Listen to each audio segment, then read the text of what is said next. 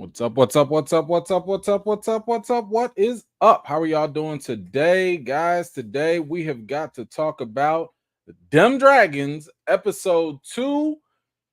Whoo! Listen. We have gone through some things in this episode. It was a long, meaty episode dealing with the aftermath of what happened last time. But we do need to give a quick little spoiler alert because for whatever reason, if you are here watching this, I'm not sure why, because we about to spoil all of this episode. Okay, so if you have not seen it, now's the time to go watch the episode. I gave you 24 hours. I gave you a whole day. You know, we could have been talking about it yesterday, but y'all want to talk about it today. So I hope you are not in here talking about things are getting spoiled because we about to go through the whole episode. But I want to thank y'all for coming through. Let's see who made it out today. I know some folks are coming in a little later. Paulette, how are you doing? Mr. Mitchell, thank you so much for being here. Deborah, thank you so much for being here as well. Listen, we all can use some more dragons, right? My man Didier's here. How you doing? Tracy, thank you so much for making it out. Zia, hello. You know what? I don't know if they mentioned Darren. I think he was just born and then he went upstairs like Judy and never came back downstairs. I don't think we ever heard of him after that. Treese, good to see you. My man Bo is here. Thank you for holding it down. Appreciate you.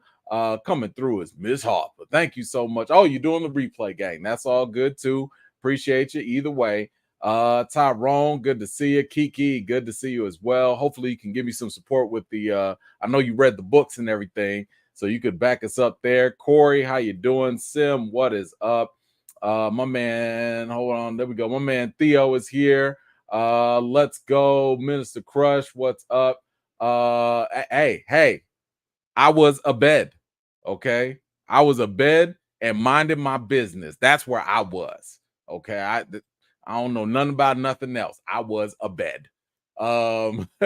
Who else did we see? Hold on. Let me get Criston. Good to see you. T-Ville, how you doing? My man Taz is back. Thank you so much. V, what is up? Petty, how are you? Rachel, good to see you. Shout out to everyone making it out. All right, guys, we have a lot to cover in this episode. I feel bad. I came back from work and I almost messed up. I was wearing a green polo and I was like, no, I can't come on here disrespecting Team Black because that's what it is today. So I just want you to understand what it is all day, every day, Team Black to the end. All right. But let's get into the episode. And let's see. So we kick it off with pretty gruesome sight. I mean, we're seeing the aftermath of the death of Aegon's son, Jaehaerys.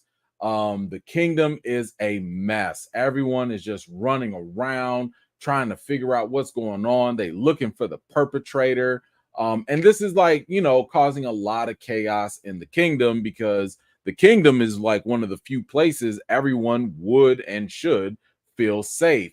Aemon, I'm sorry, hold on. We see Aegon here, who's pretty much like going through it. He is destroying basically his father's workmanship. This was like his father. We saw Viserys creating the replica of old Valyria, and he is just really destroying this and going to town. And this is really just a representation of him basically trying to get out of his father's shadow.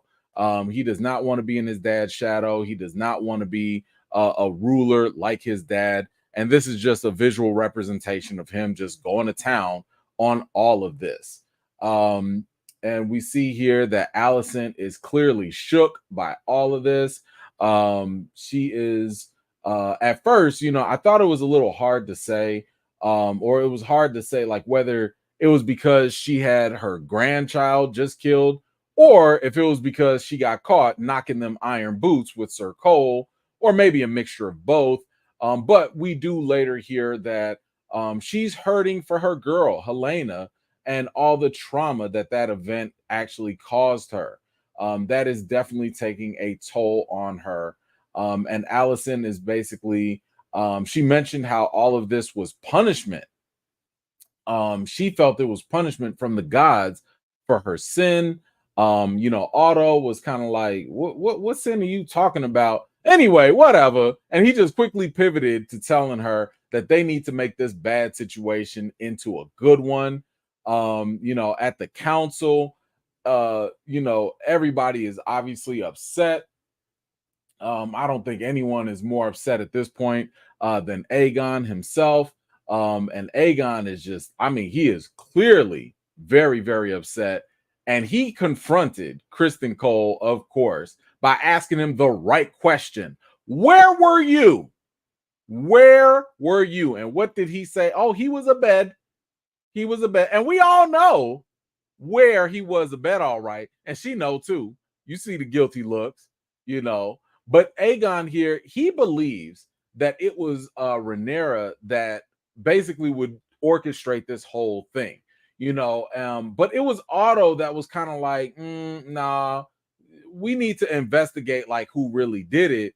And I think that's because Otto really knows that Rhaenyra wouldn't do something like this, and it would really be outside of her character to send some sort of assassin or whatever. But Aegon is like, yo, no, she's over there laughing at me, making fun of me. And again, I think this is really just a matter of him projecting. He's projecting that that's the way she's treating him, more than likely, because that's how he would treat her. Let's not forget, they're brother and sister, okay? Aegon and Rhaenyra, they are brother and sister. At the same time, let's not forget that Aegon was the one that was making fun of Aemon, when they were little kids, even though Aemon took it out on his nephews.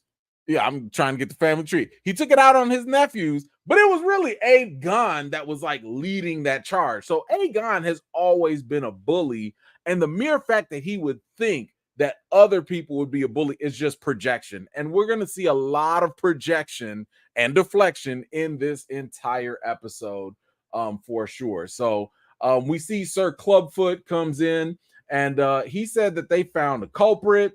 And Aegon is ready. He's like, yo, let's go. It's time to kill him. Like, everybody got to go right now. I'm ready to go. But Otto says that, yo, we should get some more info first, and who was it? Sir Ironrod, dude on the left, said that they should be way more suspicious of any other possible threats inside, the crown. Like, there could be some other inside people. Now, Aegon agrees. He agrees that there could be some other folks. But I want y'all to pay attention to something. Tell me if y'all missed this. Who was the first person Aegon suspected? Really? That had to be the first person you suspected that might be an inside hit? Really? The Meister? The brother? Of course. Anyway, Otto said that whoever did it, it really doesn't matter, because he's implying here that the blame should be placed on Rhaenyra, and Aegon doesn't want to be seen as weak at this point. But Otto had to remind him, like, hold on, man, you already seen as weak. Ain't nobody checking for you, bro. Now, Otto proposes that they do a funeral and have the people see the child and the royals mourning. They want to blame Rhaenyra and basically call her the slayer of infants. Now, Aegon, he's not really feeling this, okay? He doesn't want to do it, but Otto is really insisting that this could be a way to double his strength for the coming war. While this is while he's trying to sell this idea, I think it's important to kind of realize that this is how Aegon is different. Once again, Aegon is not Joffrey. He is not some one-dimensional, completely vile, evil, ruler. Now, he probably could end up that way, but he still kind of has, I don't want to say innocence, but, he's still a little rough around the edges. He still has a heart to some degree, and this is where you see him pushing back, from Otto's plan of parading his dead child's body around. Now, this also, I'd be remiss if I didn't say this, but it kind of gives me the same vibes as Emmett Till, right? Like Emmett Till's mother was like, oh yeah, we also should go ahead and like show off what those white supremacists, those white people did to her son to really communicate the message of what this white supremacy ideology and violence really does. What are the after effects of this? And this was a pretty effective thing for Emmett Till, and it was also pretty effective for Otto. Like this was a political move to sway the people's emotions, and as we'll see later, it kind of works. So you know, Otto was like, "Yo, we got to do this to get the people going. It's provocative, okay?" And we actually even see Allison come in and co-sign on all this and says like, yeah, we should go ahead and do all this parading. Now, what she didn't realize was that Otto also had plans for her to be included in that parade. She didn't want to, but it was too late now. She all in there now. So we move on. We see Helena is still grieving. And you know, Allison comes in and tells her that they have to do this funeral procession. She says that, you know, this is part of their duty. And Helena is like, yo, I don't want to do this. Like, I don't know them people out there. You know, like I don't know them. I don't owe them nothing. I don't want to do this. But, you know, it's the job of a royal. You got to play the politics. And that's pretty much what Allison has persuaded her into doing. Now, I want to kind of point out here that this is also going to be a reoccurring theme. Allison loves her children. I think she loves Aegon. She loves Aemon. She loves Helena, obviously.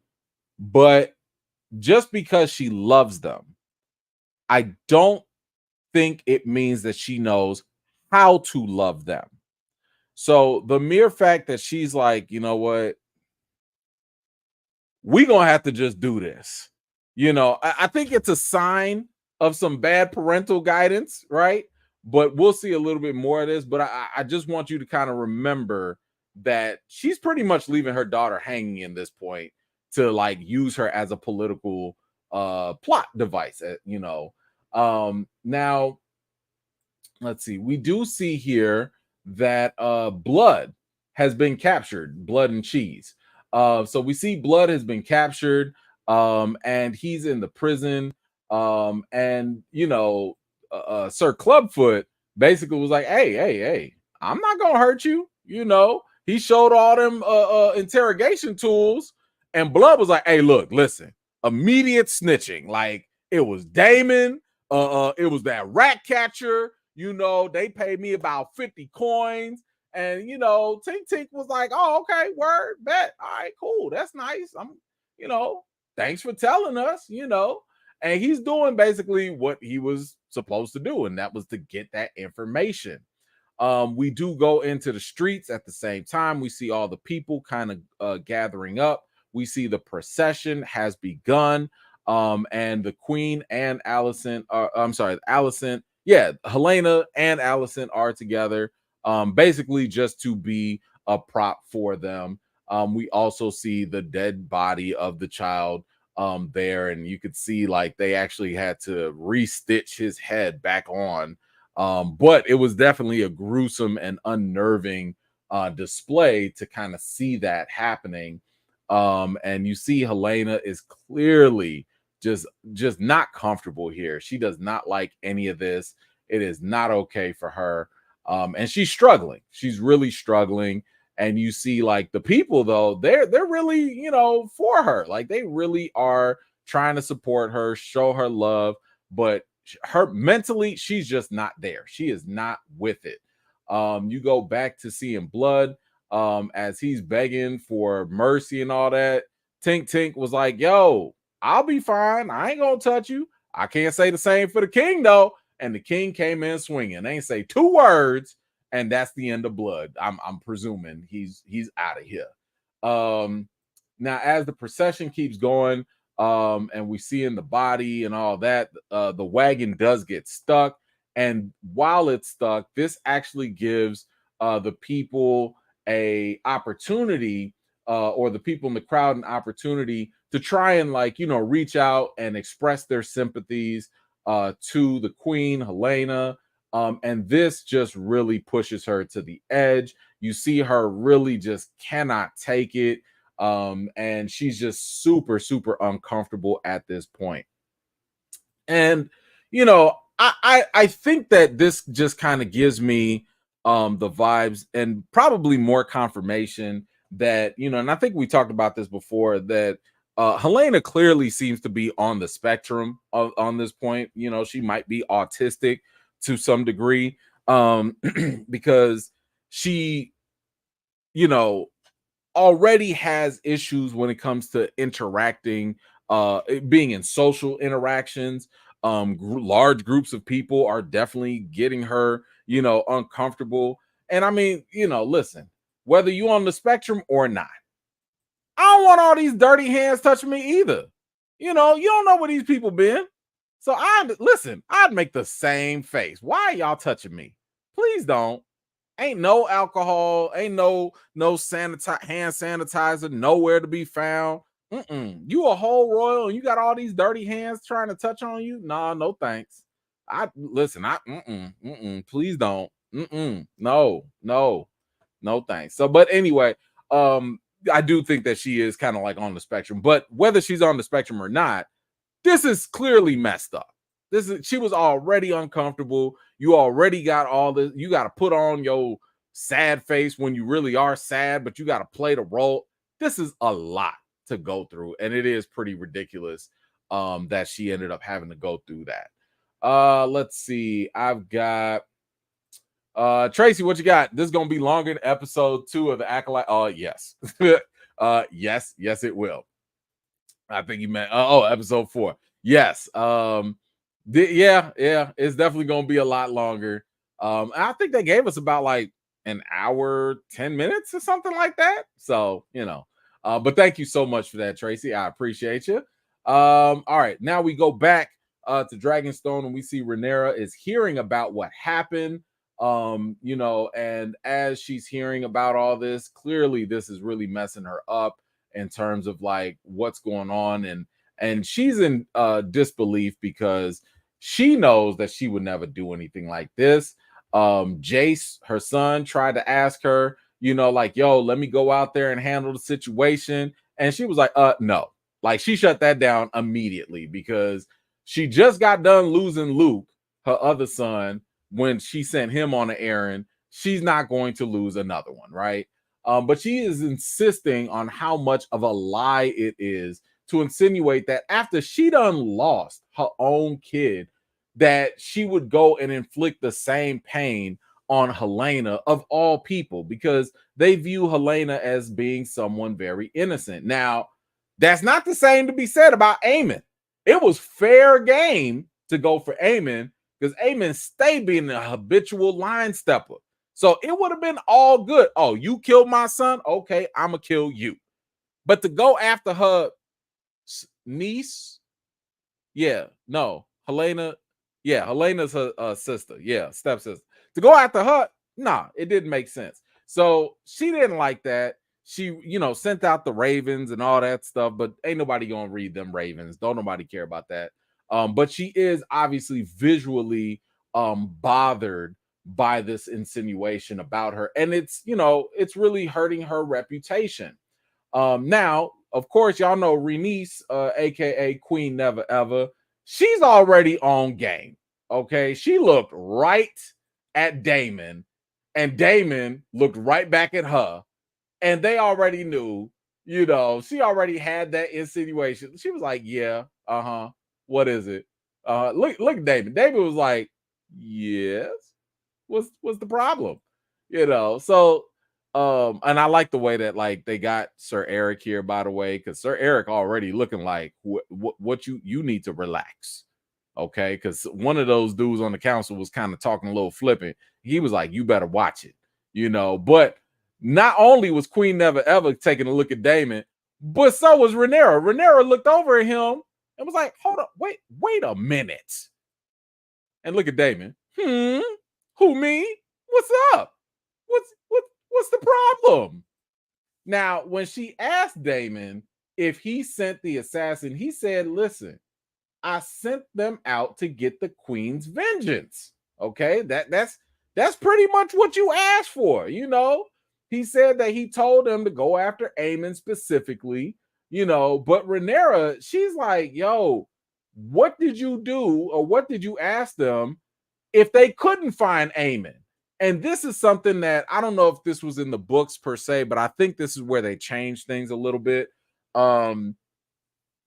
We saw Aemon not give a clear answer. He didn't give any answer when they asked him, what should we do if we can't find him? But we did hear Blood and Cheese later on say, well, he did say a son for a son. So Damon's innocent. He is guilty. You know, he is guilty of basically giving them the green light to just go ahead and kill a son, even if they couldn't find Aemon specifically. Now Rhaenyra is absolutely upset about all this because Damon's actions have pretty much weakened her cause and her claim to the throne. And you know, she has to have all those people on her side. Like without them on her side, it is a problem. And it's going to make it very hard to win this war. And she says straight up, like, yo, I can't trust you. You know, she admitted that she tried to trust him, but she's never really trusted him. And she kind of accuses him flat out that he has always just secretly wanted the throne, you know, and that was something that was stolen from him, And he really took that seriously. He took that personally. He was like, yo, I'm the one that crowned you, you know, when we got here. I'm the one that I'm on my way to Harrenhal right now to raise a whole army for you. Now she ignored all of that, you know, was like, whatever, and was like, nah, do you accept me as your queen? And she kind of pokes at him by saying that that he still thinks that he lost the throne. And Damon at this point really reveals that he believed that Viserys always knew that Damon basically was the stronger son and he was the better leader. And Damon said that Rhaenyra was only made heir because it was a way to check Damon. And he thought Viserys was just a hater. And Rhaenyra was like, what? Wait, a hater? What are you talking about? Didn't nobody hate on you? We just all couldn't trust you. Nobody could trust you. What are you talking about? So he quickly dipped off and left. He didn't want to hear none of that. And then he passed up his daughter Baela, didn't even talk to her. And Rhaenyra does ask Baela to go out and check out King's Landing on her dragon, and just really to keep an eye out for any signs of trouble. So Damon, of course, gets on his dragon and he is just going out on his own on a mission. And if you know, at this point, I feel like Damon is about to do the same thing that he's been doing. And it's the same thing that he did with Viserys. When Viserys was going to send him some help, we saw Damon was like, nah, forget your help. I'm going to go do this by myself. So I feel like he is going to go off to Harrenhal at this point with his dragon, and he's just going to solidify that up. He going to bring the Bannermen back, or I don't know, maybe solidify, claim that castle, whatever it is. But I know that position is very vital in terms of who's going to have a little bit more power in the upcoming war. But I feel like Damon, you know, he's going to go back there and make sure that, you know, he's like, look, I'm going to prove my loyalty, because every day, every night, Damon has to prove his love. And he got to fight for every time, whether it's Viserys, whether it's Rhaenyra, he always got to fight just to prove his love and his loyalty to his family. And we've already concluded Damon was right. Damon has been true and right all time. Now, is he messy? Yes. Does he make mistakes? Yes. Does he actually want the crown? Probably, but I don't think he will go to the point of like betraying his family to get the crown. I don't think he's like that. So yeah, I do think that you know, he's gonna go out there and try and prove himself, to Rhaenyra. Real quick, let's get this here. We got, what is this? Oh man, we got some love from Low Key. Thank you so much for the $10 Cash App. Appreciate you holding down the channel, making sure we stay ad free. Thank you, thank you, thank you, thank you, thank you. What else? We got For My Peoples. I bet Allison and Cole both scream Rhaenyra's name when they couple. I would not deny that, and I believe that's exactly what happens. I believe that's exactly what happens because they both petty and they're weird. So I believe that. Minister Crush, Rhaenyra was like no to her son going to King's Landing, but sends Baylor to go. Now black stepchild. Yeah. It's a little easier. It's a little easier to send your little what is it, step cousin or something versus your kid. Listen, this show's been showing you a couple signs. They've been showing you a couple signs. First Aegon over there suspecting the black Meister. Now, oh yeah. No, my son can't go, but you can go. Okay. Yeah. Like we peeped the game. All right. Let's see. So Daemon heads out. So we see an awkward situation here where Aegon and Helena, they cross paths and don't even speak. And keep in mind, they both lost a child here, okay? And this is something I believe will be a continued theme throughout this series, especially this episode. I mean, these characters, they seem to have so much unprocessed grief. And I mean, it's bad when you can't even talk to your sister wife about the death of your nephew's son. Like, that's some real grief right there, right? So clearly this is something that they are going to have to process, but they don't even speak. They're not even on speaking terms. And yeah, that's definitely a bad sign. Now, we do see the servants here cleaning up Jaehaerys's bedroom. You see the bloody mattress. And this is definitely something really hard to process. And of course, Cole is here in the door, knowing good and well that he messed up. Rhaenyra, we do see on the other side, she's playing with her kids at this point. So it's an interesting little dynamic to show how she was playing with her kids while, on the other side with Team Green, they lost their kids there. We also see Allison getting ready to take her bath. And while she's before she takes her bath, she does pull up on Cole, who's standing outside, and asks him, like, yo, did you tell anybody anything about what we've been doing? And he said to her basically, like, look, who do you think I am? He's like, there is no absolution for what I've done. And I believe that this is his admission, Cole's admission, that he's officially gone too far. He's too far gone at this point, right? Keep in mind that last season, he believed that after being with Rhaenyra, for whatever reason, that marrying her would absolve him or restore his honor. Because, after pledging to be on the Night Guard, he's supposed to be pure. He ain't supposed to be with nobody else. But when she properly rejected his silly idea that, he was ready to unalive himself, after being with Rhaenyra and unaliving Sir Laenor's sword buddy at the party, because remember, man, Cole was ready to risk it all. Remember that dumb idea he offered her, talking about hey, don't you want to give up being the queen and come run away with me? Let's smell cinnamon and pick oranges.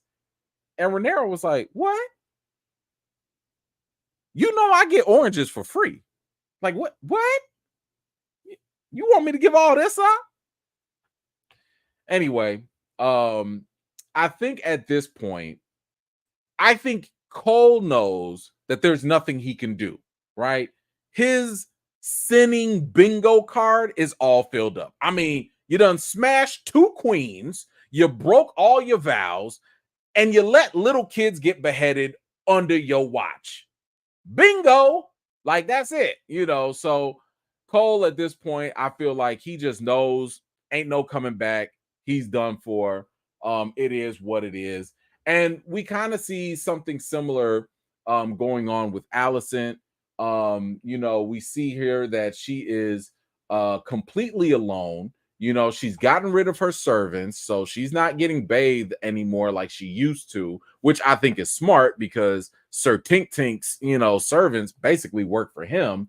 But we see her go underwater, and I feel like this is really just her maybe contemplating, maybe unaliving herself, or maybe this is more of a religious type of thing. Keep in mind, she is very religious at this point. Maybe this is a form of her trying to wash away her sins. Maybe it's like a baptism type of thing. But either way, we know here that her sins are still weighing very heavily on her conscience. We then move on with Cole confronting Sir Eric, and he calls him out for having a dirty white cloak. And keep in mind, the white cloak here really means a sign of purity and all that. And he wants Eric to replace the cloak right now because of how much it reflects the fidelity and the purity that they represent. And clearly, obviously, this is Cole going into his full-on projection mode. He's talking to Eric as if he were talking to himself, because everything Cole said are things that really should be said to Cole. Now, he did, what I liked here was Eric flipped the script on him, because Cole asked Eric, like, yo, where were you when the kid was getting killed? And Eric was like, I was with the king. Where were you at, Sir Cole, Lord Commander?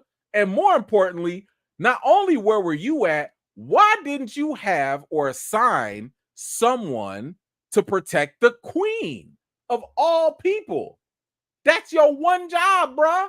You the Lord Commander. You the main person in charge. So not only did you not protect her, but you didn't even assign someone to protect her. Cole been messing up. Cole been messing up so bad. Okay. So bad. So I love the fact that Eric was able to call him out. And Cole said, like, hold up. Wait a minute. It's time to pivot. We gonna pivot. And quickly he hit him with a dose of whataboutism and changed the whole subject and talked about how Eric's twin brother was the one who considered to be a traitor and he betrayed the crown and all of this other stuff. And just at that moment, I loved how them soldiers was like, well, yep, time to go. Yep. No, we out of here. We not dealing with this. I loved how they just understood this was not the time and place. So Cole at this point gives Eric the stupid plan to go sneak into Rhaenyra's castle, pretend to be his queen, and pretend to be his twin, and assassinate the queen at that point. And this would be a way, according to Cole, to restore his honor. Now, Eric does say something very important here, and I want y'all to remember this. He said that, they are sworn to serve and not traffic in deception. So in other words, all this spy stuff is not what the Kingsguard, that's not what they're all about. That is not what they signed up for. That is not their duty. They are better than this. But we will come back to this later because Cole is still on this idea that this is a good idea, but it's not. Why? Because Cole is stupid. Let's not forget Cole is very stupid. Okay, let's not forget that. Let's see. Baker, what you got here? Saw you live, but won't stay. I'm holding off on this season so I can binge it. Smart. Cool. Get you. I understand. But happy Monday, everyone. See y'all Friday. All good. I do not blame you on that. Enjoy your binge watch. Thank you so much, Baker. I appreciate you. Let's see what you got, Kiki. Criston Cole really sent Eric to his death. He shifted blame for his incompetence, and he knew he wouldn't make it back to King's Landing. Yeah, I think that's exactly what happened. Again, even Cole has had suicidal thoughts, right? Like he was close to offing himself before. So everything he says and everything he intends with Eric, I feel like are things that his consciousness is telling to himself. Like, no, Cole, you should be the one that goes to that, to the Dragonstone, and you should be the one that gets rid of Rhaenyra, and maybe that will restore your honor, But he's trying to project and twist this onto Eric, which is completely unfair, because the same way Damon, when Damon came and tried to question the other Eric's loyalty, it was like, man, how you gonna question their stuff? Like, they turned on each other. If somebody willing to turn on their own brother, they twin brother, somebody they shared a womb with, you really gonna question their loyalty when they side with you? Silly. So anyway, it's the same thing going on here. Damon was questioning him. Now Cole is questioning him. And at the same time, both of these twins have been more loyal than anybody else in the entire kingdom. So anyway, let's see. Let me grab these. So yes, I definitely agree with you, Kiki, on that we did see how Cole basically sent him off to his death. And that is going to be a problem. Now we do go off to a brothel. And at this brothel, I don't know about y'all, but this brothel, listen, where'd she come from? Because she clearly looked like she got some Targaryen blood in her. Now, as we know, there's a whole lot of Targaryen little bastards running around. And it seems like this might have been one of them. Now, the question is this one of Damon's, bastards that was out there? Or could this be Viserys? Maybe, listen, King Viserys and Daemon, they told y'all in the first season that back in the day, they used to run around in them streets. They was running around in them streets, doing them things, being wild boys, sowing them wild oats. So this could clearly be another, I don't know, Rhaenyra's sister, cousin, somebody. So I don't know. Anyway, we go here and we see Aemon is in the brothel, confessing to the brothel lady that we saw in season 1. Now he tells her everything. Like he told her how he was the target of the assassination. And he's actually kind of honored by that. He talks about how he actually regrets what happened to Luke and he's actually sorry about it, even though earlier he looked like he was proud of it. And he talked about how he lost his temper. And it was interesting here because she reminded him of something probably very important, that when y'all lose y'all temper, it's the small folks that end up suffering, which is pretty interesting and probably very telling. Now, this is something else to kind of notice here, that Aemon is in a very, very vulnerable position. We saw him kind of curled up in the fetal position. And we also see that he's not wearing his eye patch. So, I think it speaks volumes that he's completely naked here. He's completely open here. And of course, he's using this lady as kind of like almost a maternal figure. But this really just kind of shows a little bit more about how he got some extended mommy issues, which is weird because his mom is there. Now, again, we'll come back to this because I feel like this is a reoccurring theme. But there's something else that I wanted to talk about. And I do believe that this Westeros Stormy Daniels right here, something, we should probably keep an eye on this, right? Not only should we keep an eye on her, but like she's kind of like the white worm because she knows a lot of information about Aemon and what's going on in the kingdom. I mean, and keep in mind, information can be very, very powerful in this world, right? And I don't think she's going to go out snitching on him or anything like that. But, she's probably signed her Raven, she's probably signed her NDA Raven or whatever. So she should be cool. But I just want y'all to kind of remember that she might be an asset or maybe even a threat. I mean, somebody might torture her or something. But the fact that she knows what she knows, that should not go unnoticed. I don't think. Now we do meet up with some of the comic folk. This is Hugh and his wife. If you recall, he was one of the people in the last episode that was asking Aegon for a forward on some of the money to produce some of the weapons. And I believe this just really gives us a ground look at the effects of the upcoming war on the regular folks. That's going to take a toll on the regular folks. Then we go and we see Alan, who meets up with his Milli Vanilli brother, Adam. And Adam insists that his brother needs to cash in on the Sea Snake's debt to him. Now, recall, Alan is the one who saved Corlys Velaryon when he was out at sea and he was sick and he was about to die, right? So, but for some reason, Alan is very resistant and asking the king for, or asking the Sea Snake for any special favors. Then we, speaking of Corlys, we see him and Queen Never Ever. They're doing their little pillow talk and all that. And they're talking about what happened with Daemon. And she, of all people, she understands what he's going through. She understands the feeling of being passed over for the crown and the resentment that, you know, could possibly build up within him. But she also wonders if Daemon can get the support of Harrenhal. Because if he can do that, if he can go get them bannermen and support that area or whatnot, that might make up for his mess up with Jaehaerys, right? Then we see Rhaenyra. She is finally confronting Mysaria, aka the White Worm, and she brought her to her because she wants to know like what was up with her and how she helped Daemon with his plan to assassinate Jaehaerys. And you know, she was like, listen, I'm just a prisoner.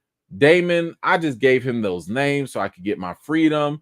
I'm not out here trying to plot against nobody. I'm just out here trying to survive. And Rhaenyra says that, you know, Daemon is out of here. So I don't know what he promised you or whatever. And you notice her kind of scoping her out, you know, and I feel like she finally recognizes like who she is. And she now knows that obviously this was the woman that Daemon was going to make his wife first. So she was scoping out that competition. But Mysaria told her basically the story of how she came from nothing, how she only profited when she could make her way. And Rhaenyra sends her back to prison. And I think that, you know, Rhaenyra kind of probably sees a level of understanding at this point because Mysaria was basically like, listen, I'm a woman, you're a woman. I'm going to do what I got to do. You've done what you've got to do, right? Like, women in this world do not have a fair shake. They do not, the rules are stacked against them. They cannot win the Game of Thrones in this world. So you got to do what you got to do. Listen, maybe you got to run a brothel. Maybe you got to sleep with the king. You got to pop out babies. You don't have a lot of options, you know, in this world. So I feel like this is where Rhaenyra really started to kind of like understand and was just like, okay, I know where you coming from, you know. Anyway, we go back to Milli Vanilli, aka Adam. Looks like he was looking for some crabs. Probably gonna do a crab broil later on. He looks up in the sky and we see a dragon flying above him. Now, I do need some of y'all help for this one. Now, there was some speculation that this dragon might have been Lenore's dragon. You know, Lenore, basically, we believe that he is dead at this point, but we all know that he secretly sailed off with his sword buddy. But could this be his actual dragon, or is this a wild dragon? Maybe this is a dragon that nobody has claimed yet. Now, the one thing that I'm a little iffy about, or at least that's kind of got my attention, is why are they paying so much attention to him? Now, I don't know Adam. I don't know what his significance is, if he has any at all. But I did find it kind of interesting that the camera kept lingering on him and kept going back and forth on him and the dragon, looking at the dragon. And I'm like, yo, does he have some Valerian blood in him? Is he going to have some sort of connection with this dragon? Or is he going to be one of those people that maybe he kills a dragon? I don't know. But I don't think that they put this scene in there just randomly. Like it felt very intentional that they put him in there. So I don't know. We'll see what happens. We'll see what happens with that. Let's see. We do move on to the city here. Oh, there was some other people. Hold on. Some people did think that this could have been Bayla too. So I don't know if y'all think this is maybe Bayla. Maybe she was out there, doing the surveillance. I don't think it is. I don't remember what her dragon looks like. But whatever y'all think, feel free to let me know. But anyway, we go back to the city. We see all the rat catchers. They've been hung up everywhere. Yeah, there goes Cheese. Cheese it out. He's done for. And even his dog that was out there looking. And boy, that man Otto is mad. He big mad. Otto is big mad. He's like, yo, what have you done? Aegon was like, huh? What? Oh, then, oh, yeah, I just, I got rid of the rat catchers. Blood told us about one of the rat catchers, so I just got rid of all of them. Woo! Autumn was like, you idiot. And Cole was like, hey, man, you better watch how you talk to the king. Otto was like, I don't care about the king. The king is my grandkid, and my grandkid is a fool. And Otto just lays all the way into Aegon for his rash decision, because this creates a political setback after what they just gained, because keep in mind, using that whole funeral procession, it gained a lot of favor with the people at, seeing like what happened. They bought into the propaganda. A lot of people were turning against Rhaenyra. It was all cool when they had the people thinking that Rhaenyra was so terrible. But to have their own king hang their brothers, their fathers, their sons in the streets, it made them take 2 steps back.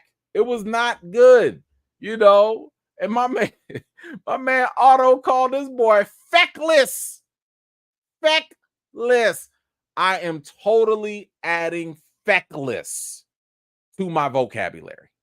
I don't know when I'm gonna use it. I don't know how, but I have to add feckless to my vocabulary. And I hope somebody don't know what it means, because I just show up like, hey man, you're acting real feckless right now.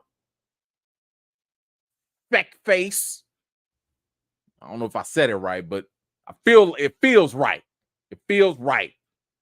But Aegon was like, yo, I ain't trying to hear all this nonsense, okay? I don't want to write no letters. I ain't trying to send no ravens. I'm about that action, boss. Okay? And Otto was like, what the hell are you talking? What? What action are you talking about? He was like, listen, I'm about that action, and so is Criston Cole. Criston Cole about that action too. Matter of fact, he took action immediately. And Cole was like, huh? Me? Yeah. Boy, Otto's face had me dying. This man was like, excuse me? You did what? Cole did what? Who, what, where? What did y'all do? What did y'all dummies do out here? And, Aegon was like, yo, he sent him out, got the twin, about to send him on a secret mission. And yeah, he about to take out the queen. It's a brilliant plan. Okay, it is a brilliant plan. And I want y'all to realize this. There was this one moment here. Okay, just was one moment. Because while Aegon was talking about, yeah, we got to get rid of the queen and all that, Cole said it's time for that B word queen, to pay the price. And I want y'all to notice Aegon's face at this point. Keep in mind, Rhaenyra is still his sister, okay? And this reminds me of like when you beefing with your own family and you cussing them out calling them names, and somebody else who's not family tries to come in and call them a name too, and you like, hold up. I mean, I can call them that, but you can't. But can we take a moment here for just a second? Can we talk about Cole? Because I'm so sick of him. I'm sick of this man. Ever since Rhaenyra swerved this brother, he's been ducking accountability and responsibility for his actions. I swear, he must have been a virgin or something when he hooked up with her, because Cole cannot let it go.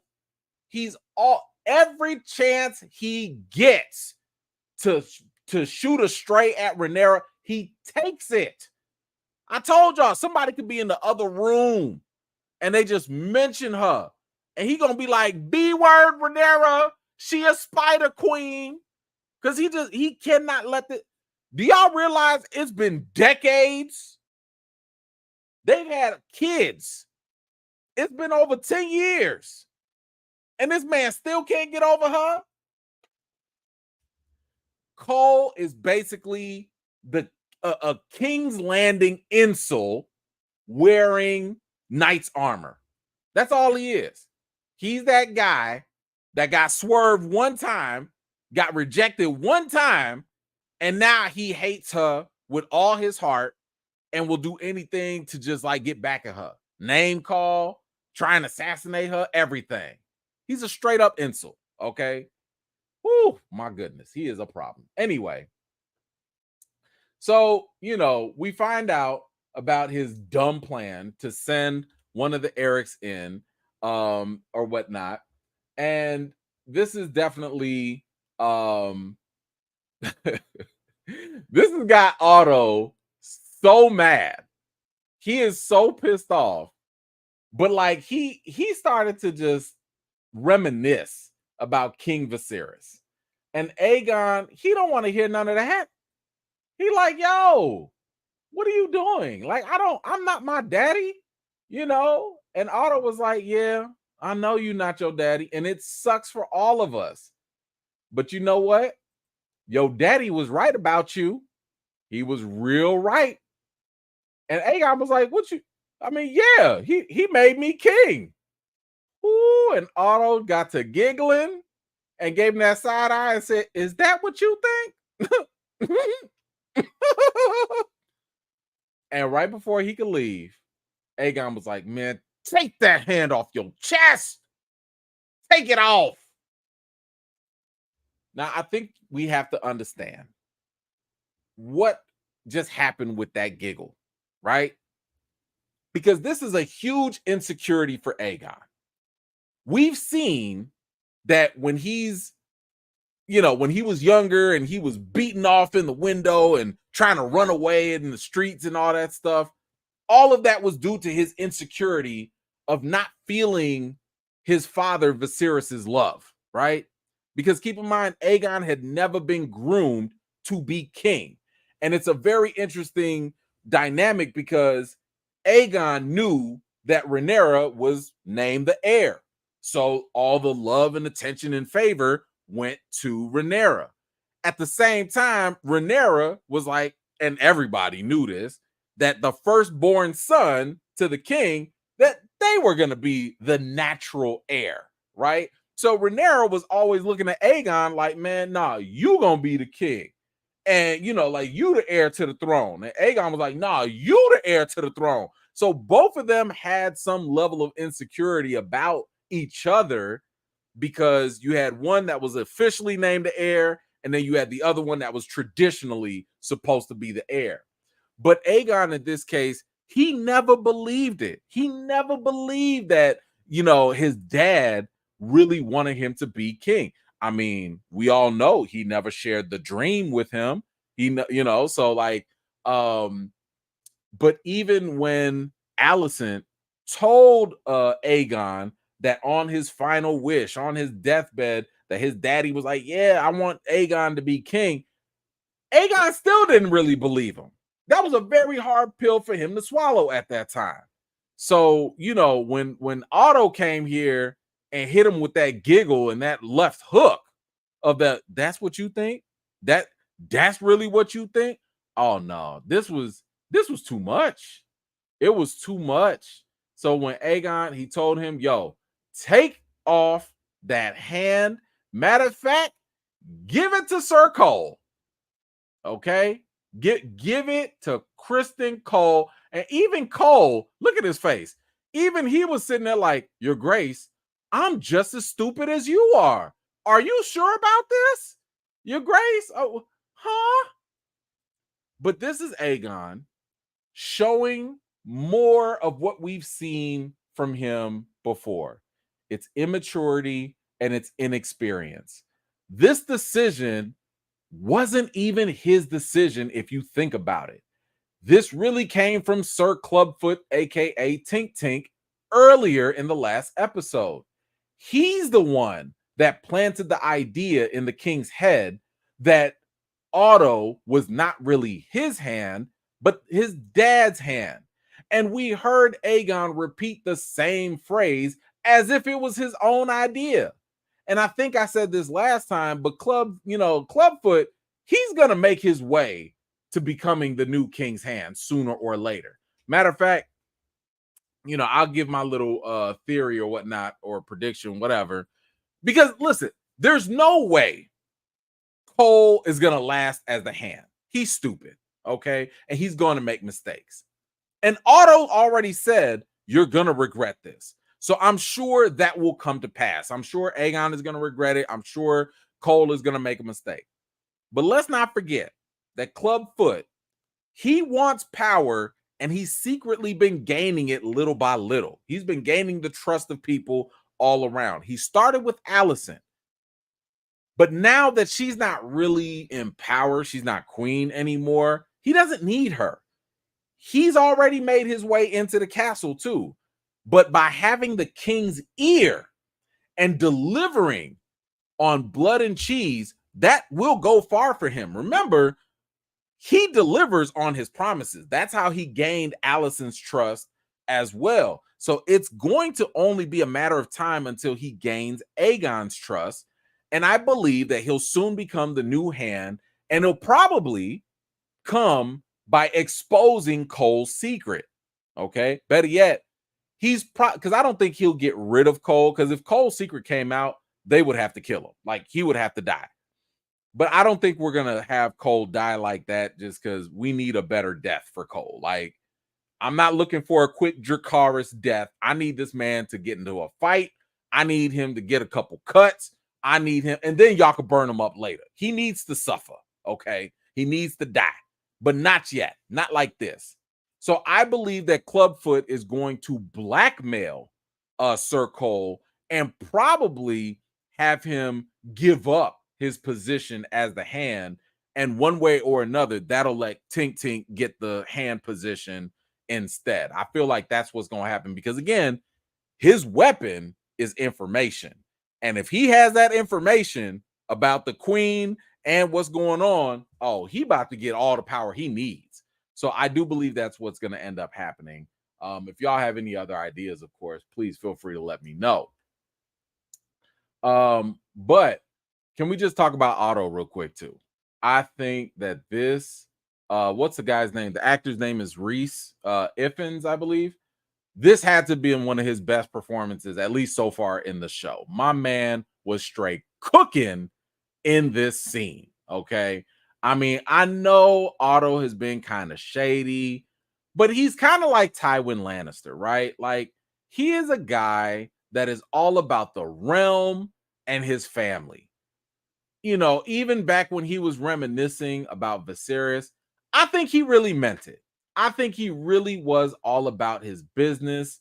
I think he did care about Viserys as well. And if you think about it, Otto is just playing the Game of Thrones. Now, what's kind of messed up is the fact that my man has been twice impeached for the same job. Like, it's one thing to get fired on your day off, but how you gonna get fired 2 times from the same job? That's a problem. What are we doing? Y'all think he gonna get his job back? I feel like he should get his job back. I know Clubfoot is probably going to become the hand or something, but I feel like the third time's the try, right? Like the third time, if you don't succeed the first time, and what did I say? Fool me once, fool me twice, hire me the third time. I fully support Otto for the hand one more again. Y'all support that? His third term? I support a third term for Otto. That's just me. Whatever. Anyway, Rhaenyra decides to free Mysaria and keep her word. Well, basically keep the word that Daemon gave to Mysaria. And she notices, so she sends her off, right? So she sets her free. And keep in mind, Sir Eric is right here with her. He's right there. So while he is there with her, Mysaria, she is heading back to the ship after she'd been set free. And of course, she sees another Eric. And she's like, hold on, wait a minute. What the hell was that? And of course, we see I'm gonna start calling him the bad Eric now, so we don't get too confused. So the bad Eric is now finally approaching the kingdom, and the guards let the bad Eric in. We do see that the good Eric passes him by. And what was interesting here was like the good Eric took a look back. Now, I don't know, maybe this was sibling intuition, maybe Mysaria tipped him off. I don't know. But the bad Eric basically, is ready to do some bad things. He took his helmet off. And at this point, I was like, okay, we're clearly going for the confusion game. The moment he takes his helmet off here, he also goes and locks the back door to Rhaenyra's room so she can't escape. We do see Rhaenyra here. She is laying down her head on her my pillow, but she can't sleep because the my pillow is terrible. The bad Eric comes in, and he tricks the other guard to stand guard at her place instead. And while that happened, he gets inside to take Rhaenyra out, but the good Eric comes in to stop him, and both ladies were just standing there like some goofies. What are y'all doing? I need both of y'all to get up and move. And why are you hiding behind a desk? Why are you not calling out for help, running around? Like they just got on my nerves. I'm sorry. I'm like, both of y'all, Rhaenyra specifically, you too smart to just be sitting there and just get up and call for help. I'm just saying, what are you doing? Look at this. Why are you so dumb? Why are you just hanging out? Anyway, now we see here that the bad Eric still going up against his brother. Now, if you needed a hint or something, because I don't know about y'all, but I was also getting a little confused.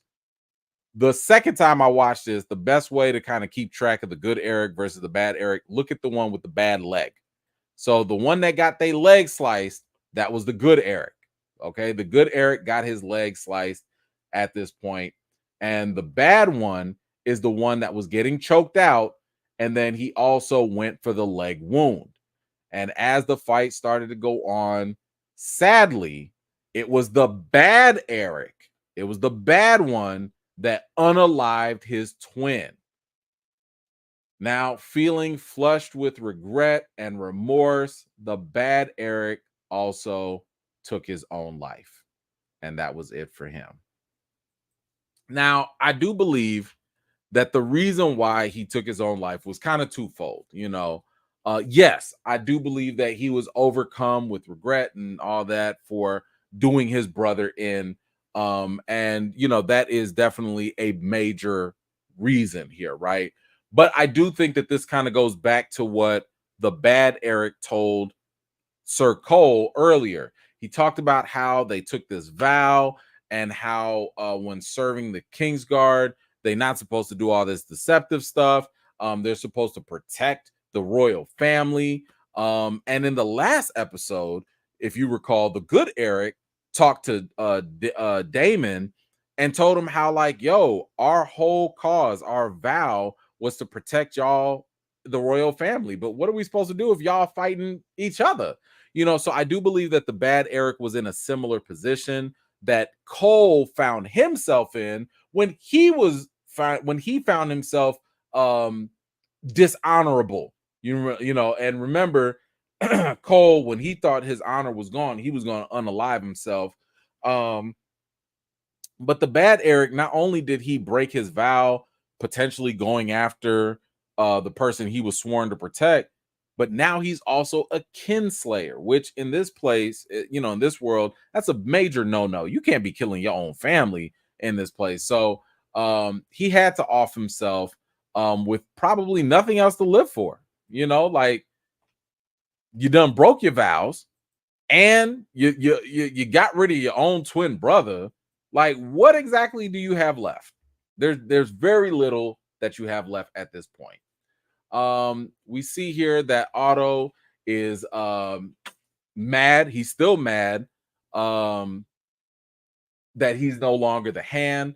Allison does vouch for Cole's devotion, talking about like, oh yeah, he stays devoted though, and we know why. She knows this firsthand, but Otto knows that Aegon, he's immature, and basically Aegon cannot play check. He can play checkers, but he cannot play chess. Okay. Now that he's exiled, though, Otto is going to go back to Old Town and take care of Allison's other son, Darren, who we completely forgot even existed. But Otto is going to go there and school him at that point. But we do see here that Allison is still really messed up with guilt. If you notice, she pulled at her necklace here that used to be her pendant. That used to be her like religious pendant or whatever. But that's no longer there. And once again, she tries to confess to her dad that she has sinned, and he was like, "Baby girl, I don't care. I don't care nothing about you and your sinning at all." This right here, I believe, is a domino effect that will have a bigger ramification throughout their entire family. And I'll show you exactly how. Right after this scene, we see Allison going back to comfort Aegon. And she sees Aegon is clearly grieving. He has lost his child. He's sad. He's like really feeling some type of way right now. And what does she do? She just leaves him. She leaves him completely, just by himself at this point. And I think that this is going to be a huge mistake for Allison. Remember in the last episode when she was getting on Otto for undermining her in front of the others on the council? It was because they were losing respect for her. Well, now that Otto is gone, this was her perfect opportunity to still be a foundation for the king. But she decided not to be there for him. So if she's not going to be there for him, this is how those mommy issues grow even deeper or worse off. This is how Aegon is probably going to find support and counsel somewhere else in other people. More than likely, someone like Clubfoot. Now I don't know if y'all noticed this, but there is a pattern going on here, right? Otto does not know how to be there for his kids. He is there to play the Game of Thrones, and that's it. Because of that, Allison does not know how to be there for her kids. What does she do? She helps parade Helena during this funeral procession. She clearly does not know how to be there for Aemon, even though she knows he's jacked up. That's leaving him to go be with, the Stormy Daniels Westeros lady. She's clearly leaving Aegon hanging to the point where her kids don't even know how to support each other. How are you going to know how to love your family if it never came to you from the first place? So this all starts with Otto. Otto can't love his kids. His kid can't love her kids, and her kids can't love each other. It's a mess. It's all a big mess. Woo. So, now we see that Allison is going back to her room, and of course she decided to meet up with Cole once again. She started slapping him around, but this wasn't to punish him. This apparently was just, I guess, how they do things. I don't know. But he then proceeded to show her exactly why they call him the new hand of the king, if you know what I mean. And that was the episode. Wow. Hold on, we got a couple comments here. Kiki, honestly, Eric should have deflected to the blacks the moment he arrived to Dragonstone. You sent me on a suicide mission, man. F all y'all. I agree. That definitely, what you got to lose, bro? They already think you're a traitor. Just go to the team, be with your brother. You would have been fine. That would have been fine. That would have been perfect. Thank you so much. Didier, what you got? Otto laying into Aegon reminded me of Tywin and Joffrey. Yes, that great observation. The grandfather, grandson, because he was getting into Joffrey. He was like, but you know, and similar to Aegon and similar to Joffrey, it was only a matter of time until either one of them started feeling themselves. It was only because they respected them because they was like, no, that's my grandfather, that, whatever. But at some point, they was going to get old enough to be like, I'm the king. I don't need to listen to y'all. So it is very important for them to kind of like hold on to the reins for as long as they can, in this case. So, but yeah, very, very good comparison right there. Anyway, guys, this is an interesting episode for sure. I would say that they gave us a lot. They gave us a lot to marinate on. So this is the point where I need your thoughts. Your grade on this on a scale from 0 to 10. Let me know what you thought about this episode. While you do that, I will do the same. Phenomenal acting. The acting here, I mean, my goodness. Buddy that played Aegon, great job. Otto, that acting, great job. I would say even Allison, solid job. So yeah, I think the acting here was like way, way better. Criston Cole, I can't stand him. And at this point, that's probably a good thing, right? Like, you're doing a good job. Matter of fact, I just saw a post about how the actor had to limit his IG because he was starting to get people hating on him. Like people, I mean, on the character, but listen, you doing a good job if people are like hating on the character like that. So anyway, I think the strongest element for this episode was definitely the performances. Action was cool with the twins. I like that. And as far as the plot itself, I don't know if it really pushed it forward very much. So I'll probably take a little bit off of the story. And the themes were definitely good. So I think on a scale from 0 to 10, I would give this episode an 8 out of 10. I did enjoy it. It gave me enough on what I wanted, and I'm looking forward to what happens next. So let's see, where do y'all fall on this episode? Curious to see where y'all landed on it. We have got 9, 9, 9.5, 8.5, 8, 9, 9, 8, 9, 7.5, 9, 8, 8.75, 8.5, 9, 9, 8. Okay. 9, 8.5, 8, 8, 10, 9, 9.25, 8.5, 8, 9, 8.9, 10, 9.5, 8, 8.5. Okay. 9, 9, hold on, 8, 9, 9, 8.5, 10, and 8. All right, guys. Looks like y'all like this way more than I did, and that is all right with me.